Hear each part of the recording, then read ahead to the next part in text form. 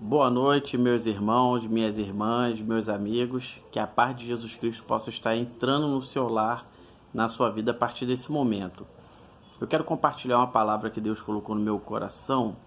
É uma palavra muito conhecida, é um salmo de Davi. É o Salmo 37, o versículo 5. Ele diz assim: entrega o teu caminho ao Senhor, confia nele e o mais ele fará. Pensando nesta palavra, conversando aqui em casa, a minha esposa lembrou de um hino da harpa cristã que fez parte do início da conversão dela, que é o hino 3 da harpa cristã. Ele começa assim, eu vou recitar um pequeno trecho para você entender. Plena paz e santo gozo tenho em ti, ó meu Jesus, pois eu criei em tua morte sobre a cruz. Olha que interessante essa parte agora. No Senhor só confiando, neste mundo viverei, entoando aleluias ao meu rei. No Senhor só confiando. Por falar em Salmo 37, versículo 5, nós falamos de Davi. Davi era um homem que confiava em Deus. Tudo na sua vida, nós vemos a trajetória de Davi, a trajetória vitoriosa. Todas as vezes que Davi ia lutar, ele sempre fazia questão de que confiava na força de Deus. Foi assim com o urso, foi assim com o leão, foi assim com Golias. Ele confiava na força de Deus que agia através dele.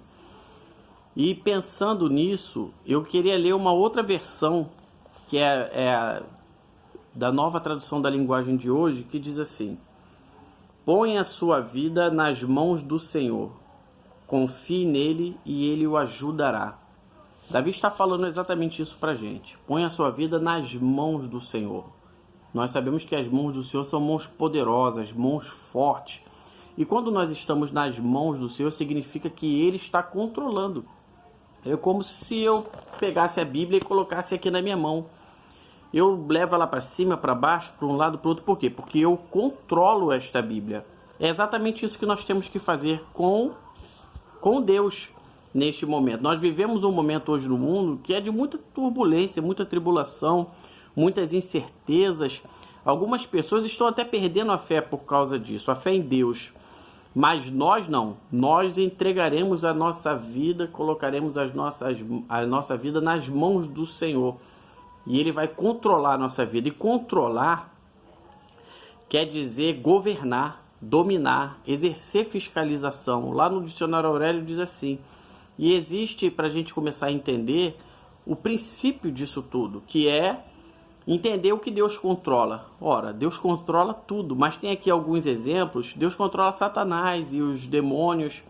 Deus controla os seus anjos. Deus criou os anjos, irmãos, para nos servir. Ele dá ordem aos anjos deles para acampar aos nossos lados, para nos proteger de todo o mal, né? Os anjos são usados como mensageiros de Deus, estão ao nosso serviço. Ele controla o universo também. Isaías retrata bem essa questão da criação do universo, dizendo que tudo foi criado pela vontade de Deus. O profeta Isaías vai dizer, e lá no Gênesis, quando aparece essa palavra criar, a palavra hebraica que está lá é bará. Essa palavra significa que é dar existência àquilo que previamente não existia, que não tinha existência. É o controle de Deus, é a majestade de Deus no controle, no domínio dele de todas as coisas. Deus controla a história.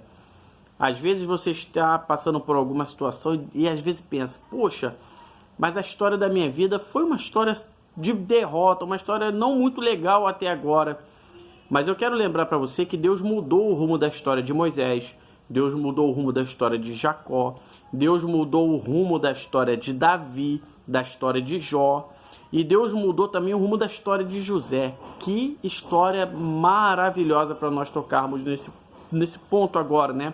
Porque Deus mudou. José foi vendido, sofreu, você conhece bem essa história. Mas Deus mudou a história dele, porque Deus tem o controle sobre a história. Deus tem o controle sobre o homem, né? Aí eu pergunto, se Deus está no controle, Ele permite a tribulação, mas também Ele dá a vitória. Ele permite a tribulação, mas Ele dá a vitória. As tribulações acontecem na nossa vida, irmãos, para nos fazer amadurecer. nos colocam mais perto de Deus. Lembra do centurião de Cafarnaum? Ele chega diante de Jesus com um problema muito grande. O servo dele estava morrendo. E Jesus fala para ele assim, vamos fazer o quê? Ele fala, não, o senhor não vai fazer nada. Falando aqui com as minhas palavras, basta uma palavra do Senhor e ele vai sarar. Nós precisamos ter esta confiança, a confiança que Davi tinha, a confiança que esse centurião tinha, que ele controla tudo, ele controla até a enfermidade. A hora que ele diz está curado, acabou, irmãos, está curado. Então nós confiamos em Jesus o tempo todo, né?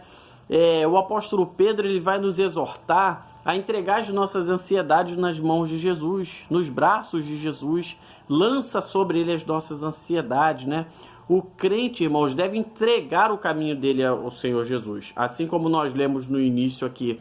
Quando nós entregamos o nosso caminho nas mãos de Jesus, é a gente lançar todas as nossas questões, lançar todos os nossos porquê, lançar tudo aquilo que está nos afligindo. Olha, Senhor, está nas tuas mãos, e descansar e confiar. É difícil? É. Mas é impossível? Não. Porque nós precisamos acreditar nesse Deus poderoso. E Ele é poderoso. Porque Ele está no controle, nós esperamos e confiamos nele. Descansamos, a palavra mais certa é essa. Nós confiamos e descansamos. Porque há um momento para as coisas acontecerem, né? Muitas vezes as nossas orações não são respondidas de imediato. Porque Deus às vezes quer provar a nossa paciência, a nossa fidelidade e a nossa insistência. Deus às vezes ele vai fazendo assim com a gente. O crente, irmãos, ele deve deleitar-se no Senhor. Um versículo anterior, versículo 4 desse mesmo Salmo 37, vai dizer, deleita-te no Senhor e Ele satisfará o desejo do seu coração. Se deleitar é sentir prazer. Nós estamos esperando no Senhor, e o deleite é um prazer sem pecado. É sentir prazer em confiar em Deus, em entregar a nossa vida a Deus. Nós, quando somos respondidos, algumas pessoas, não eu nem você, mas algumas pessoas depois esquecem de Deus.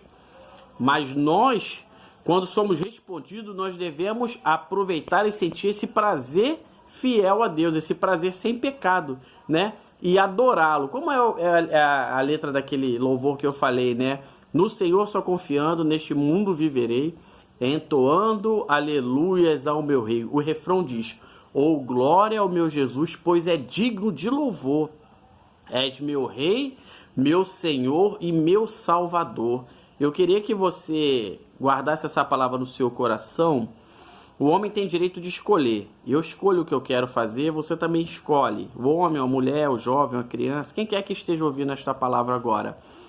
Ou você entrega o seu caminho e deixa Deus dirigir e controlar a sua vida, ou então você resolve pelas suas próprias forças.